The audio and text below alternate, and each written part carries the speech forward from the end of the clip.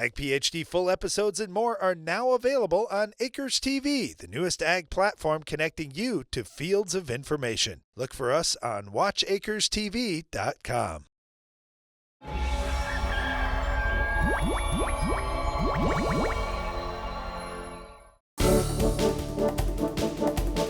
During our Farm Basics time today, we're going to talk a little about burying things in farmyards, either on purpose or, you know what, maybe your dad did this, your grandpa, your great-grandpa, and now you're finding some of these things. So we want to discuss this topic today. It's been interesting as Brad and I have gotten to travel really around the world, and you get into areas that have been farmed for hundreds and hundreds of years, and you think about that farmstead and where buildings used to be. Well, what happened with them, especially when they didn't have great big equipment to haul off anything old that either was damaged in a storm or just was worn down and needed to be replaced? Well, I'll tell you about our farmyard. It's been there for over 100 years, and now we've got gravel over a lot more than we ever had before. We probably have gravel over 2 or 3 acres, and I go out walking maybe 2 or 3 times a week, and I just walk through the farmyard, and every single time I come back with 1 to 6 nails, or at least pieces of metal.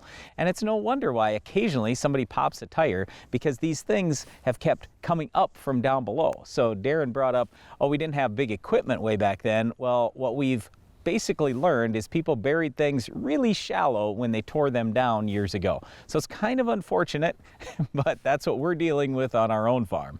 Well, it's one of those things in farmyards that you do have to pay attention to. There are some treasures that you may find out there too, Brian. In fact, just had a friend that was doing some metal detecting around our great-grandfather's farm, and he found something from an old horse-drawn carriage from 100 years ago. That was kind of cool. But you know, there are buildings, there are trees, there are bins that get damaged every year, and certainly the last few years, some of the storms, the derechos and others that have come through, we've seen a lot of damage out there. What happens with some of this material is it either gets burned where it's at, or it might get buried right where it's at too. Okay, so I get it years ago where nobody had any money and you buried stuff right there, but anymore we try to haul a lot of things off. Let me give you a couple of examples. One is garbage. So yes, I realize we used to throw garbage in a pit, burn it, and this is just what was done on farms all over the place. But anymore, there might be certain things in that garbage that you don't want on your farm at all. You send that off somewhere else. Also, trees. Now, I'm not saying you can't bury trees on your farm, but if you do, I'd really encourage you burn them first, burn them completely, because what's happened on our own farm is we've had sinkholes just show up because stuff didn't get burned properly, and then eventually it started to deteriorate years later.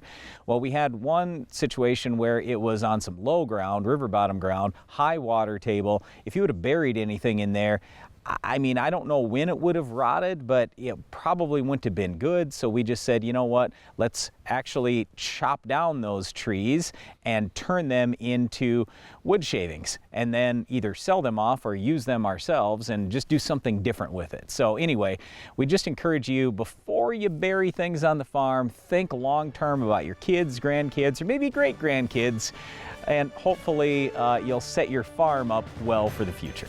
There are a lot of things to watch out for on the farm, including our weed of the week. Can you identify this week's weed?